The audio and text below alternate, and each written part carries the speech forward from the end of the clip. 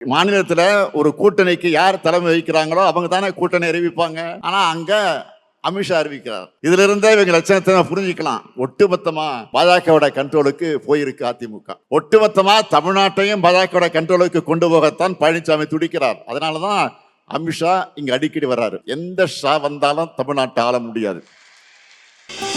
ஆச்சி பாதாம் ட்ரிங்க். ஆச்சி பாதாம் ட்ரிங்க் ஒன்னு வாங்கினா ஒன்னு ஃப்ரீ. சம்மர் ஹாலிடேஸ் வந்தாச்சு, நம்ம ஜிடி ஹாலிடேஸும் வந்தாச்சு. GT holidays, south India's #1 travel brand. Meenakshi College of Nursing, Mankadu, and Arulmigu Meenakshi College of Nursing, Kanchipuram, BSc, MSc, and Post Basic BSc. உங்க எல்லோருக்கும் என்னுடைய அன்பான வணக்கம். வரலாற்று சிறப்புமிக்க இந்த மதுரை மண்ணில் தொன்மையான தமிழரின் பண்பாட்டை எடுத்து காட்டக்கூடிய இந்த மதுரை மண்ணில் தமிழ்நாட்டினுடைய எதிர்காலத்திற்கு தேவையான முடிவுகளை எடுக்கவும், தமிழ்நாட்டை சூழ்ந்திருக்கக்கூடிய பகையை எதிர்கொண்டு முறியடிக்க வியூகங்கள் அமைக்கவும், வெற்றியை நோக்கி உழைக்கவும் இந்த பொதுக்குழுவை கூட்டியிருக்கிறோம். போர் முழக்கம் கேட்டதுமே வெற்றியை பறிக்கும் வேகத்தோட களம்பும் வேங்கைகள் போல இங்கே கூடியிருக்கக்கூடிய உங்களை எல்லாம் பார்க்கும்போது எனக்கு புது எனர்ஜியே வந்திருக்கு.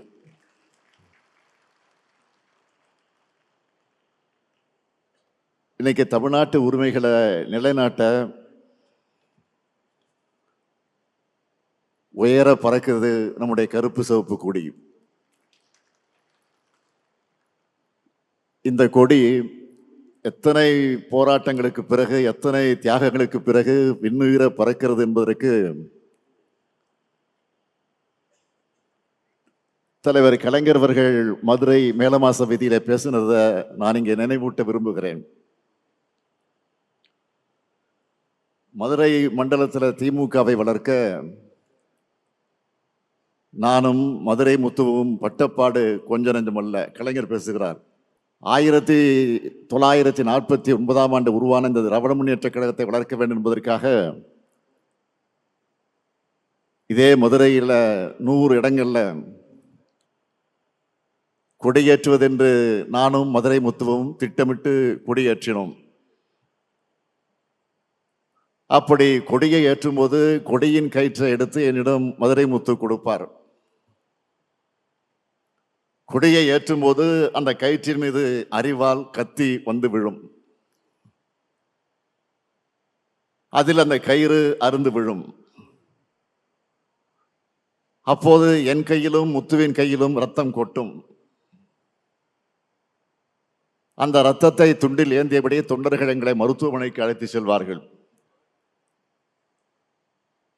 அத்துடன் கொடியேற்றக்கூடிய நிகழ்ச்சி முடிந்து விடாது. அடுத்த கொடியை ஏற்றுவோம். இப்படி அடுத்தடுத்து கொடிகளை ஏற்றிய காரணத்தால் தான் இன்று விண்முட்டை கழக கொடிகளை காண முடிகிறது என்று கலைஞர் பேசினார். அதுபோலதான் நானும் மதுரையில கொடியேற்றி இருக்கிறேன். ஒருங்கிணைந்த மதுரை மாவட்டத்தினுடைய செயலாளராக இருந்த இங்கே அமர்ந்திருக்கக்கூடிய அண்ணன் பொன்முத்துராமலிங்கம் அவர்கள் என்னை மதுரைக்கு அழைச்சிட்டு வந்து கொடியேற்று விழாக்களை பங்கேற்க வைத்தார்கள். 4 நாட்கள் இரவு பகலாக. காலை 8 மணிக்கு கிளம்புவோம், இரவு 2 மணிக்கு என்னை வந்து இரவு ஓய்வெடுக்க விடுவார். அதெல்லாம் நினைச்சு பார்க்கிறேன். அப்படி ரத்தம் சிந்தி கழகம் வளர்க்கப்பட்ட களம்தான் இந்த மதுரை மண். அப்படியெல்லாம் உழைச்சிருக்கக்கூடிய முன்னாள் மேயர் முத்து அவர்களுக்கு கூட நேற்றைக்கு சிலையை திறந்து வச்சிருக்கிறோம். இப்படி கழகத்திற்காக பலர் உழைச்ச தியாக பூமியான இந்த மதுரை மண்ணில் கழக பொதுக்குழு நடைப்பதில் நான் பெருமையாக கருதுகிறேன். கழகம் தொடங்கினதிலிருந்து மதுரையில் 6வது பொதுக்குழு இது நடைபெற்று கொண்டிருக்கு. 6வது பொதுக்குழு, மன்னிக்கணும், 6வது பொதுக்குழு முடிந்து இது 7வது பொதுக்குழு.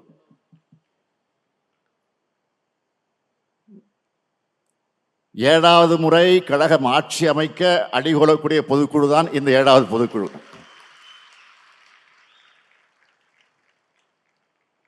கழக வரலாற்றில் மதுரையில் நடந்த சில முக்கிய தருணங்கள் அதை நான் குறிப்பிட விரும்புகிறேன். இந்திய எதிர்ப்பு போர்க்களத்துக்கு அடித்தளம் அமைச்சது 1963ஆம் ஆண்டு சட்ட எரிப்பு போராட்டம். மதுரை முத்து உள்ளிட்ட 5 பேர் ஓராண்டு காலம் சிறை தண்டனை பெற்றாங்க. அந்த போராட்டத்திற்கு பார்வையாளராக வந்த அன்றைய பொருளாளர் நம்ம எல்லாம் ஆளாக்கின நம்முடைய தலைவர் கலைஞரையும் கைது செஞ்சு அடைச்சாங்க. மதுரை மாவட்டத்து மொழிப்போர் தளபதிகள் விடுதலையான அன்னைக்கு நடைபெற்ற பொதுக்கூட்டத்தில் உரையாற்றின தலைவர் கலைஞர் அவர்கள் சொன்னார், மதுரை முத்துவும் SS தென்னரசும் திமுகவுக்கு கிடைச்ச மருது சகோதரர்களும் பாராட்டினார். அதேபோல 1982ஆம் ஆண்டு திருச்செந்தூர் கோயில் விவகாரத்திற்கு நீதி கேட்டு நெடும்பயணத்தை இதே மதுரையிலிருந்து தான் தலைவர் கலைஞர் அவர்கள் தொடங்கினார். பல நாட்கள் கால்கள் குப்புளிக்க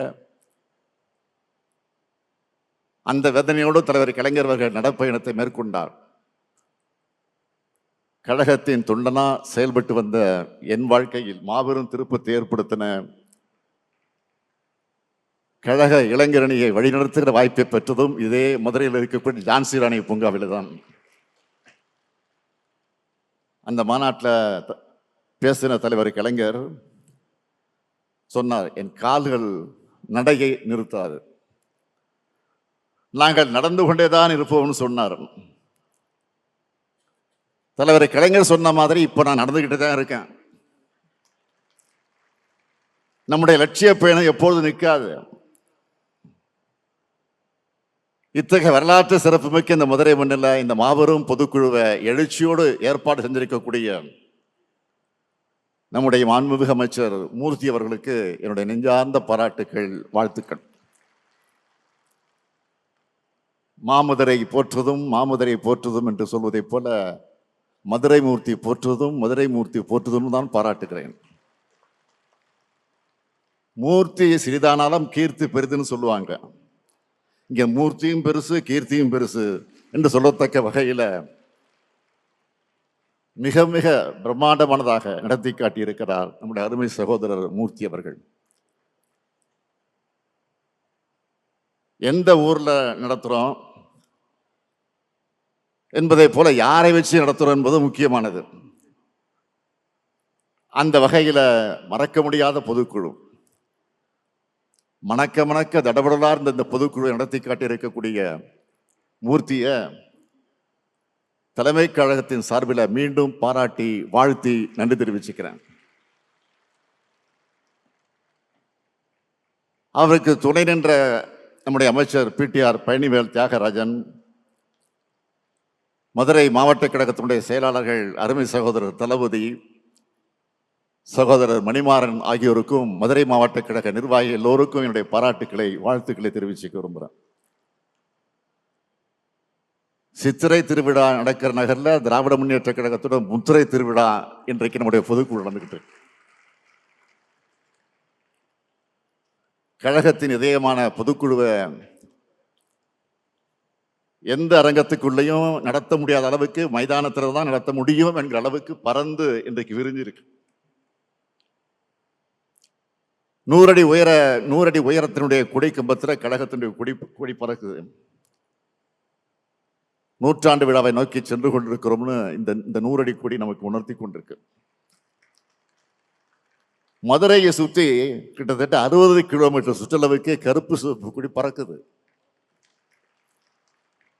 அந்த காலத்தில் எந்த ஊருக்கு போனாலும் நம்ம கொடி பறக்குதான்னு என் கண்கள் தேடும். தமிழ்நாட்டில் அத்தனை ஊர்லையும் அத்தனை நகரத்திலையும் அதிக கொடி ஏற்றின கைதான் இந்த ஸ்டாலின் கை.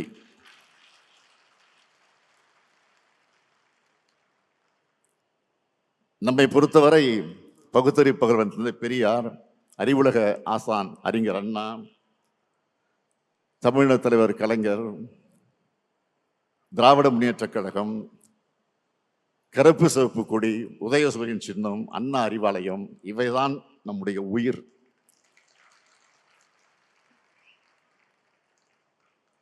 இந்த உயிர்களை கொண்டு உயிரினும் மேலான தமிழ்நாட்டை தமிழினத்தை இதுவரை காத்தது போல இனியும் காப்போம்னு உறுதி எடுக்கிற பொதுக்குழு தான் இந்த பொதுக்குழு. திராவிட முன்னேற்ற கழகம் வழக்கமான அரசியல் கட்சி அல்ல. வரலாற்றில் எத்தனையோ அரசியல் கட்சிகள் வரும் போகும். ஆனால் கொள்கைக்காக தோன்றி லட்சியத்துக்காக தியாகங்கள் செஞ்சு மக்களுடைய ஆதரவை பெற்ற அரசியல் இயக்கம்.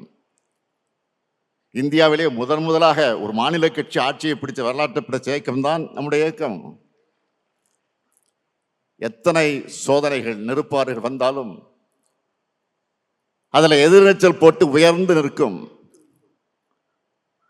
அப்படி இந்த மண்ணில் சமத்துவம், சுயமரியாதை, சமூக நீதி ஆகியவற்றின் அடிப்படையில் எல்லோருக்கும் எல்லாம் கிடைக்கணும்னு உருவானங்கக்கூடியவங்க நாம. இனத்துக்காக உரிமை குரல் எழுப்புறவங்க நாம. கொள்கைக்காக வாழ்கிறவங்க நாம. கொள்கையை பரப்ப கட்சியும் கொள்கையை வென்றெடுக்க ஆட்சியும் தேவைன்னு உழைக்கிறவங்க நாம. தடமாறாத கொள்கை கூட்டம் நாம. அதனாலதான் எந்த கோமாளி கூட்டத்தாலையும் நம்மை வெல்ல முடியல, இனியும் வெல்ல முடியாது. இங்கே கூடியிருக்கக்கூடிய உங்களுக்கு நான் சொல்லிக்க விரும்புகிறது, நான் தொடக்கத்தில் சொன்ன மாதிரி இது வழக்கமான பொதுக்குழு அல்ல. 7வது முறையா வாகை சூட வியூகம் வகுக்கிற பொதுக்குழு. அடுத்த ஆண்டு இதே நேரத்தில் என்ன மாதிரி தலைப்பு செய்தி வந்திருக்கும்னா, 7வது முறையா திமுக ஆட்சி அமைத்தது.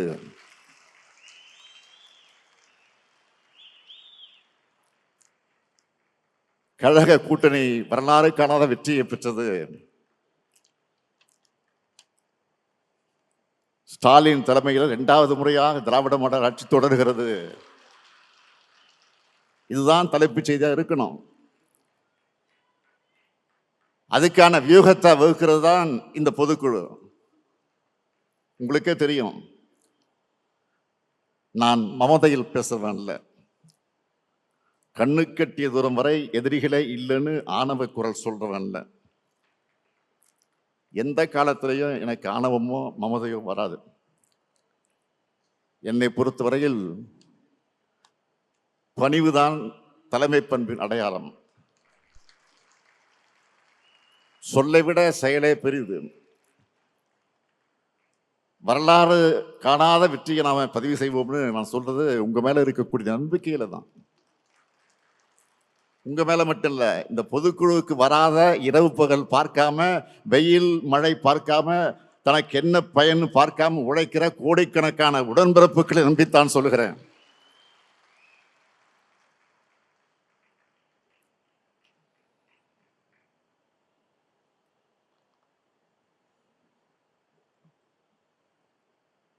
கழகம் இதுவரைக்கும் அடைஞ்ச வெற்றிகளுக்கெல்லாம் நீங்க தான் காரணம். உடன்பிறப்புகளான நீங்க இல்லாம கழகமும் இல்லை, நானும் இல்லை. என்னை தலைவராக உருவாக்குனது நீங்க. என்னை முதலமைச்சராக்கி உயரை தந்தது நீங்களும் மக்களும். உலகத்தில் எந்த கட்சிக்கும் இப்படிப்பட்ட உறுதிமிக்க உழைப்பாளர்கள், தொண்டாளர்கள் கிடைச்சிருக்க மாட்டாங்க. இப்படிப்பட்ட தொண்டர்கள் காத்து நிற்கிறதுனால தான் 75 ஆண்டு காலத்தை கடந்து நூற்றாண்டை நோக்கி அதே வேகத்தோடு நாம் இன்றைக்கு நடைபோட்டுக் கொண்டிருக்கிறோம். சூரியன் நிரந்தரமானது, அதுபோல கழகமும் நிரந்தரமானது. கழகம் எப்படி நிரந்தரமானதோ அதுபோல நம்முடைய கழக ஆட்சியும் நிரந்தரமானது என்ற நிலையை நாம் உருவாக்கணும். அந்த நிலையை உருவாக்க முடியும். அது உங்களால் தான் முடியும், நம்மால் தான் முடியும். அதே நேரத்தில் சாதாரணமான விஷயம் இல்லை. இன்றைக்கு நாம் அனுபவிக்கிற சோதனைகளும் நெருக்கடிகளும் சாதாரணமானது இல்லை. நாம இன்று மாநிலத்தினுடைய ஆளுங்கட்சி. ஆனால் ஒரு எதிர்கட்சியை போல சோதனைகளும் நெருக்கடிகளும் நம்மை தொடர்ந்து வருது. மாநிலத்தினுடைய முதலமைச்சராக நான் இருந்தாலும் எதிர்கட்சியை போல போராடி கொண்டே இருக்க வேண்டியிருக்கிறது. இது தமிழ்நாட்டின் நலனுக்காக நடக்கிற போராட்டம், மாநில உரிமைகளுக்காக நடைபெறக்கூடிய போராட்டம். அரசியல் எதிரிகள் ஒரு பக்கம், கொள்கை எதிரிகள் ஒரு பக்கம், இன எதிரிகள் இன்னொரு பக்கம், துரோகிகள் அடுத்த பக்கம்னு எல்லா பக்கமும் எதிரிகள். இதுக்கிடையில கட்சியும் ஆட்சியும் நடத்துகிற மாபெரும் பொறுப்பு என் தோளிலே சுமத்தப்பட்டிருக்கு. அவதூறுகள் மூலமாக, பொய்கள் மூலமாக நம்ம வீழ்த்த பார்க்கிறாங்க. அதுக்கு சமூக ஊடகங்களை பயன்படுத்துறாங்க. நான் ஏற்கனவே ஒரு மாதிரி சொன்னது போல, திமுகவுக்கு என்றைக்கும் ஊடக சொகுசு இருந்ததில்லை. ஆளுங்கட்சியா இருந்தாலும் சரி, எதிர்கட்சியா இருந்தாலும் சரி, திராவிட முன்னேற்ற கழகம் மேலதான் அதிக விமர்சனங்கள் வரும். திராவிட முன்னேற்ற கழகத்தை ஆதரிக்கிறவங்க கூட சில நேரங்களில்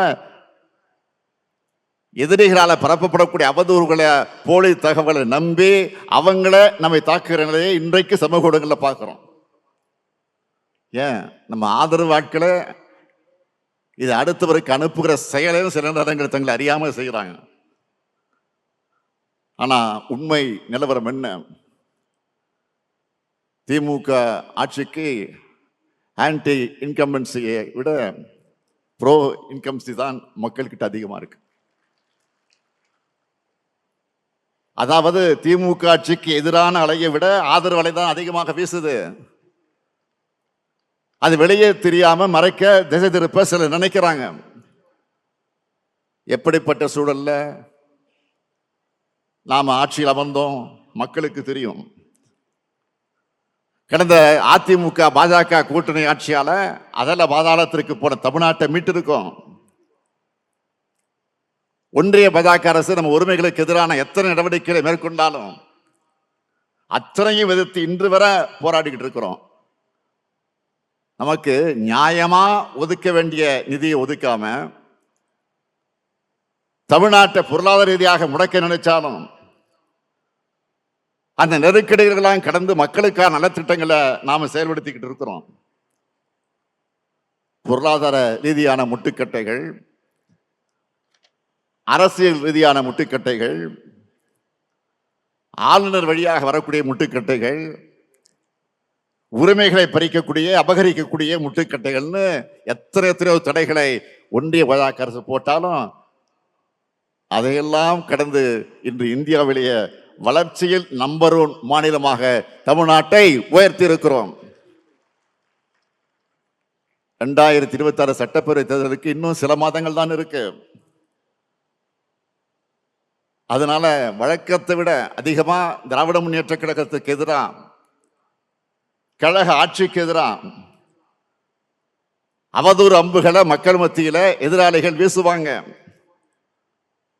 கருத்து கணிப்புங்கிற பேர்ல எண்ணத்தோடு திமுக கூட்டணிக்கு குறைவான சதவிகிதத்தையும், அதிமுக கூட்டணிக்கு புதுசா வரக்கூடியவங்களுக்கு அதிக சதவீதமான வாக்கு சதவீதத்தையும் போட்டு மக்கள் மனசுல அந்த பொய்ய விதைக்க முயற்சிப்பாங்க. சட்டம் ஒழுங்கு சரியில்லை, முறைகேடுகள் அதிகரிச்சிருக்குன்னு பச்சை பொய்ய தங்களுக்கு இருக்கக்கூடிய ஊடக சொகுசு மூலமாக, சமூக ஊடகங்கள் மூலமாக விதைப்பாங்க. இதையெல்லாம் முறியடிக்க நாம தயாராகணும். இதைத்தான் இந்த நேரத்தில் நான் கேட்டுக்கொள்ள விரும்புகிறேன். நான் மேலும் மேலும் தெரிவிக்க விரும்புவது இதுதான் இன்றைக்கு முக்கியமான வேண்டுகோளாக இருக்கிறது. ஒவ்வொரு நேரேட்டிவ் செட்டப் பண்ண நினைச்சா நம்ம அவங்கள விட ஒரு பிழை முன்னாடி இருக்கணும். அவங்களுடைய பொய்களுக்கு முன்னாடி நம்முடைய உண்மை மக்கள்கிட்ட போய் சேரணும். கோடிக்கணக்கான உறுப்பினர்களை கொண்ட பேரியக்கம் நம்முடைய திராவிட முன்னேற்ற கழகம். இந்த பொதுக்குழுவுக்கு அந்த கோடியிலிருந்து 7000 பேர் வந்திருக்கிறீங்க. இது மாபெரும் மரியாதை. காலங்காலமாக கழகத்தை குழைச்சி ஒரு சட்டமன்ற உறுப்பினராகாம, ஒன்றிய செயலராக முடியாம, நகர செயலராக முடியாம, நிர்வாகியாக கூட முடியாம மறைஞ்சி போனவங்க கழகத்துல அதிகம். தலைவர் கலைஞரை பக்கத்தில் இருந்து கூட பார்க்காம மறைஞ்சவங்களும் அதிகம். ஏன் அண்ணா அறிவாலயத்தோட வாசல்படி கூட மிதிக்காத உடன்பிறப்புகள் அதிகம். ஆனா இத்தனை லட்சம் பேர்ல 30 பேர் அமைச்சர்கள், 150 சட்டமன்ற உறுப்பினர்கள், 20 நாடாளுமன்ற உறுப்பினர்கள், 10 மாநிலங்களவை உறுப்பினர்கள், 76 மாவட்ட செயலாளர்கள், 21 மாநகர செயலாளர்கள், 160 நகர செயலாளர்கள், 490 பேரூர் செயலாளர்கள், 936 ஒன்றிய செயலாளர்கள், 236 பகுதி செயலாளர்கள்,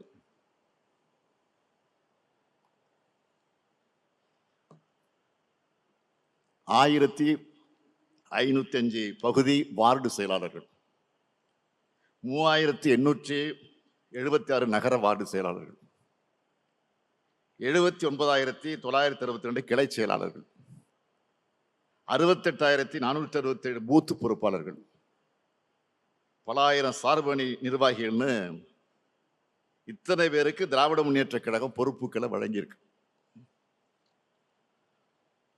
உங்களுக்கு பொறுப்புகளை வழங்கி உயர்த்தின கழகத்துக்கு உண்மையாக இருக்க வேண்டிய பொறுப்பும் கடமையும் உங்களுக்கு தான் இருக்கு. உங்களை வாழ வச்ச கழகத்தை நீங்க வாழ வையுங்க. இந்த இயக்கத்துக்கு உண்மையாக இருங்க. இதுதான் என்னுடைய பணிவான வேண்டுகோள். நான் தலைவராக பொறுப்பேற்றதிலிருந்து நம்ம தொடர்ந்து வெற்றி பெறுவதற்கான காரணங்களை ஒண்ணு நம்ம கூட்டணி. 2017ஆம் ஆண்டு முரசொலியினுடைய பவள விழா நடத்தணும். அதிலிருந்து நம்முடைய பயணம் தொடங்கிச்சு, கூட்டணி பயணம். தமிழ்நாட்டு வரலாற்றிலே ஒரு கூட்டணி இத்தனை தேர்தல்களுக்கு தொடர்ந்ததாக வரலாறு கிடையாது. நம்ம வெற்றி கூட்டணி வலுவா தொடர்ந்ததுன்னா அதுக்கு காரணம் நம்ம கூட்டணி தோழர்களை நாம் மதிச்சு செயல்படுறோம்.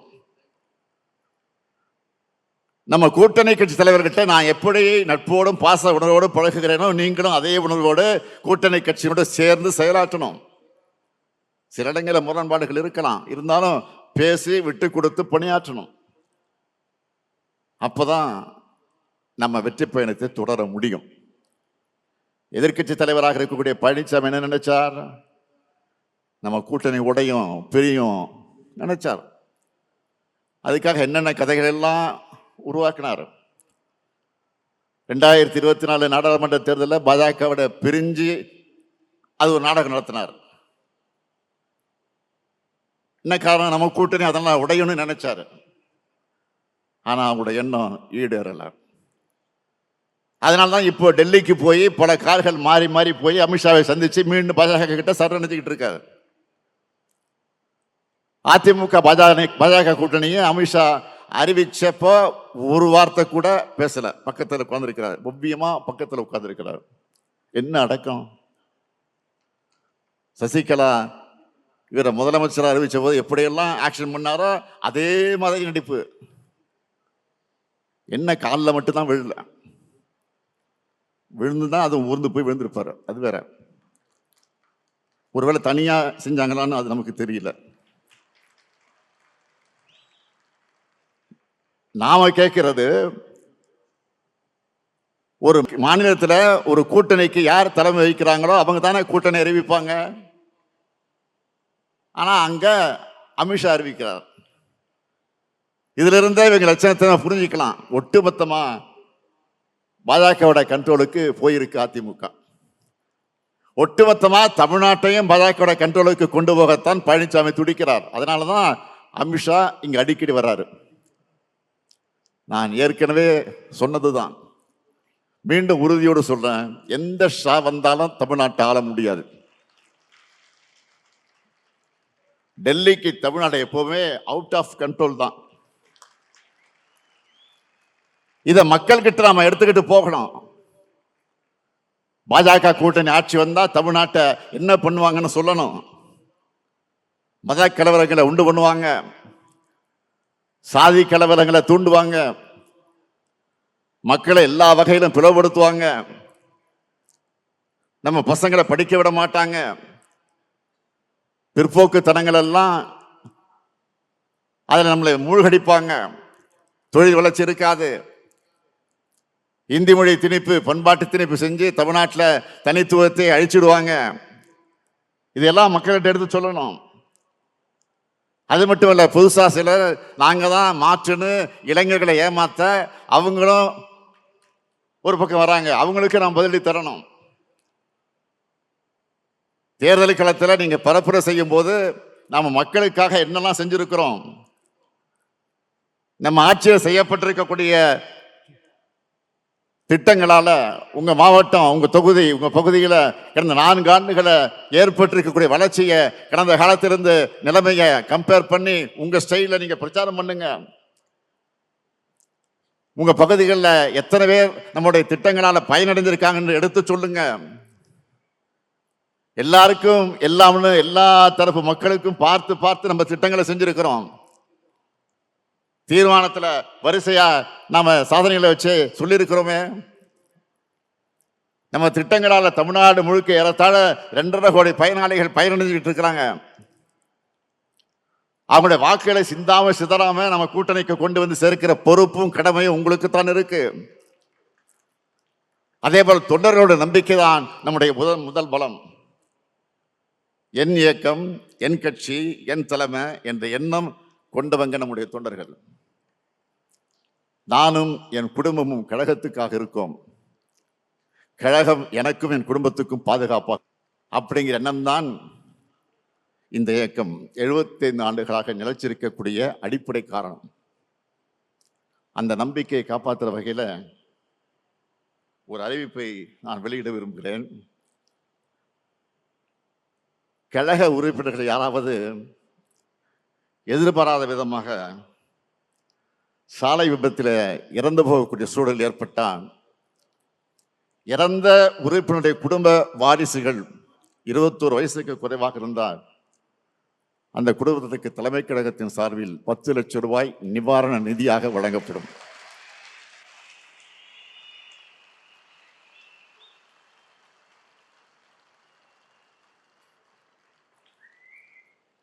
அது மட்டுமல்ல, அந்த பிள்ளைகளின் படிப்பு, குடும்ப சூழலுக்கு இந்த நிதி உதவும்.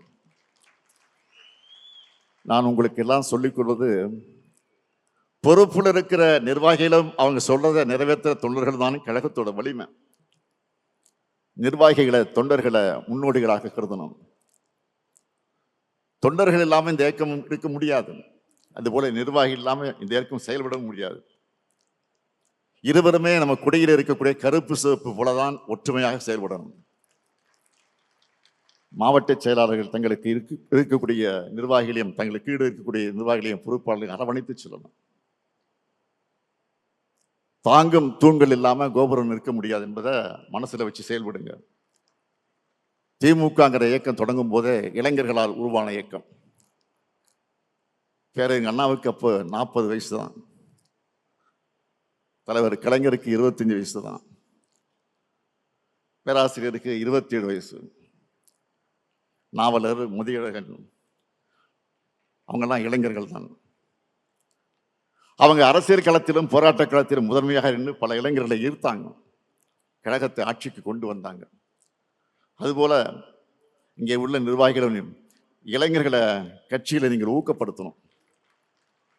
கழகத்தில் இப்போ 23 அணிகள் இருக்கு.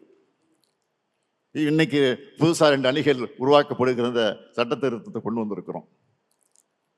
இதுல பெரும்பாலான அளவில் நிர்வாகிகள் போடப்பட்டிருக்கிறாங்க. இன்னும் நிரப்பப்படாத பொறுப்புகள்ல இளைஞர்களை உடனடியாக நியமிங்க. அணிகள் எல்லாமே தாய் கழகத்திற்கு வலு சேர்க்கத்தான் அமைக்கப்பட்டிருக்கு.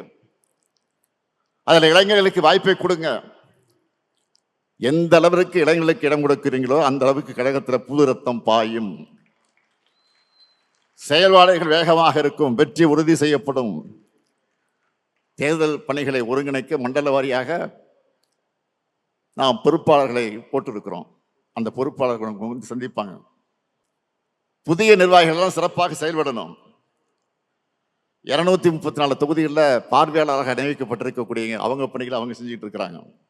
பூத் கமிட்டிகள் அமைக்கப்பட்டிருக்கு. தேர்தலை சந்திக்க கழகத்தோட கட்டமைப்புகளை ஓராண்டுக்கு முன்னாடியே முழுமையாக அமைச்சிட்டோம். இதை வர்ற காலங்களில் செயல்படுத்தினால பெரிய வெற்றியை எளிதாக பெற்றுள்ளலாம். முதல் 2 மாதங்களுக்கு உங்களுடைய முதல் பணி என்பது புதிய உறுப்பினர் சேர்க்கை. சிறப்பு தீர்மானம் ஏற்றணுமே. நம்முடைய சட்டத்துறை செயலாளர் எல்நாள் இளங்கோவர்கள் விளக்கம் கொடுத்தாரு.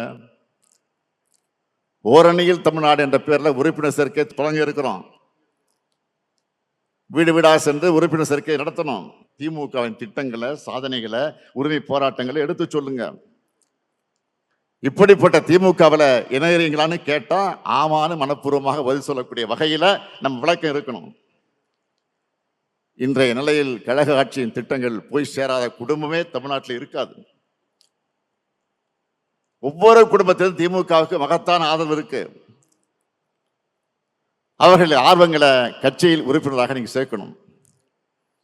மாவட்ட கழக செயலாளர்கள் புதிய உறுப்பினர்களை சேர்ப்பதற்கான படிவத்தை விரைவில் அறிவாலயத்திற்கு வந்து நீங்க பெற்று செல்லணும். இந்த பணியை நானே தொடர்ந்து ஆய்வு செய்வேன். இங்கே வந்திருக்கக்கூடிய நிர்வாகிகளுக்கு நானே போன் மூலமாக தொடர்பு கொண்டு பேசுவேன். அப்போ எவ்வளவு உறுப்பினர் சேர்க்கை செஞ்சிருக்கீங்கன்னு நீங்க சொல்லணும், சேர்த்திருக்கீங்கன்னு. இந்த பணியை மிக நீங்க சிறப்பா செய்வீங்கன்னு நான் முழுமையாக நம்புகிறேன். என்னை பொறுத்தவரையில் இங்க எல்லோரும் உறுதிமொழி எடுக்கணும். என் வாக்குச்சாவடியில் திராவிட முன்னேற்ற கழக கூட்டணியை வெற்றி பெற வைப்பேன். என் தொகுதி வெற்றி தொகுதி என்ற உறுதிமொழியை எல்லோரும் எடுத்துக்கிட்டு செயல்படணும்.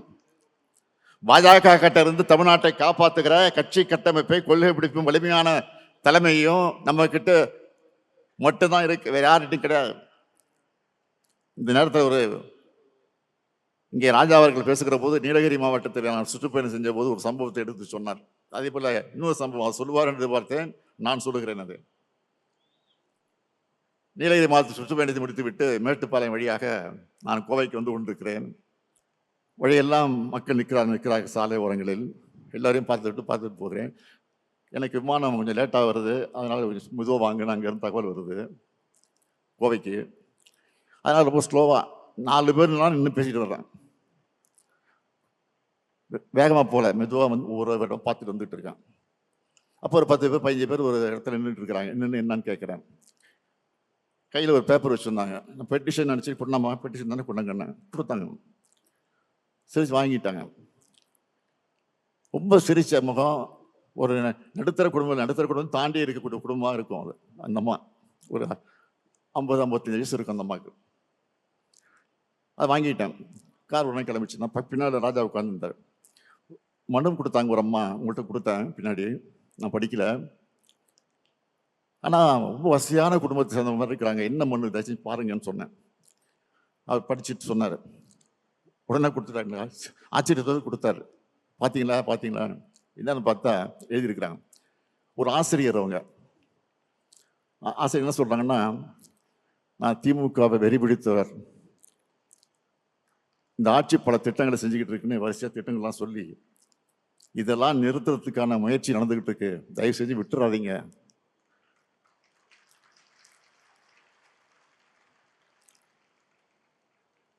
எங்கள் உறவினர்கள்லாம் மாற்று கட்சி தான், எதிர்கட்சி தான். நான் மட்டும் தான் திமுக. நான் சமாளிச்சுட்டு இருக்கேன். தயவுசெய்து நீங்கள் எப்படியாவது நீங்கள் தான் ஆட்சிக்கு வரணும், இது என்னுடைய வேண்டுகோள் அப்படின்னு எழுதி விட்டுருக்காங்க. வேற ஒன்றும் இல்லை, மனுவில் கோரிக்கையே இல்லை. இதுதான் ஆச்சரியமாக படிச்சு. அப்போயே காரில் போயிட்டு இருக்கும்போதே அவங்களுக்கு செல் நம்பர் எழுதியிருந்தாங்க, குறிச்சிருந்தாங்க. அந்த செல் நம்பருக்கு உடனே ஃபோன் போட்டு நானே பேசுகிறேன். ரொம்ப மகிழ்ச்சியாக பேசுனாங்க. எப்படியாவது விட்டுறாதீங்க. இப்போ கூட வாரத்துக்கு 2 முறை ஃபோன் பண்ணிகிட்டே தான் இருக்கிறாங்க. நானும் பேசிக்கிட்டு தான் இருக்கிறேன். எதுக்காக சொல்கிறேன்னா, இன்னைக்கு மக்கள் இன்றைக்கு திராவிட முன்னேற்ற கழகத்தின் மீது அந்த அளவுக்கு நம்பிக்கை வைத்திருக்கிறாங்க. ஆக நம்முடைய பணி என்பது முடிச்சிட்டோம். தேர்தல் இது மட்டும் போதாது. பூத்தளவில் ஜெயிக்கிற வாக்குகள் தான் தொகுதியில் வெற்றி பெற வைக்கும். தமிழ்நாடு முழுக்க எத்தனை உட்கட்டமைப்பு பணிகள் நடந்துட்டு இருக்குன்னு நம்மளுக்கு தெரியும். அதெல்லாம் தொய்வில்லாமல் சொன்ன தேதியில் முடிக்கப்பட்டு செயல்பாட்டுக்கு வரும்னா மீண்டும் நாம தான் ஆட்சிக்கு வரணும்னு புரிய வைங்க. ஜூன் 1 வாரத்திலிருந்து என்னுடைய பணி என்னன்னா, கழக நிர்வாகிகளை தொகுதி வாரியா அண்ணா அறிவாலயத்தில் நான் சந்திக்க போறேன்.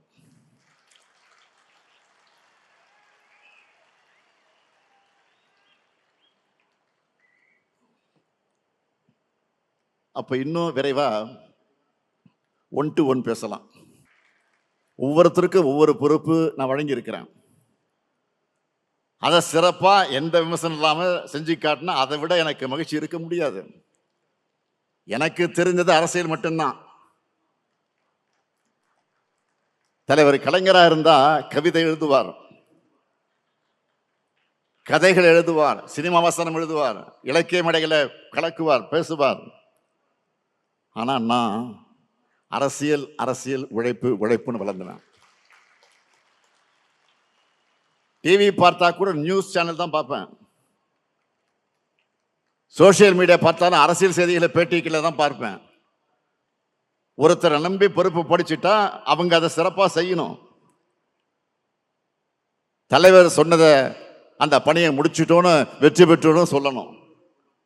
நான் உங்ககிட்ட இருந்து எதிர்பார்க்கிறது அந்த வெற்றி செய்தியை மட்டும்தான்.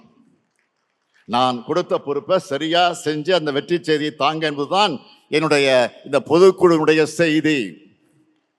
திராவிட முன்னேற்ற கழகம் இருக்கும் வர, இந்த முத்துவேல் கருணாநிதி ஸ்டாலின் இருக்கும் வர, டெல்லி படையெடுப்புக்கு ஒருபோதும் தமிழ்நாடு வீழாது. தமிழ்நாடு போராடும், தமிழ்நாடு வெல்லும்.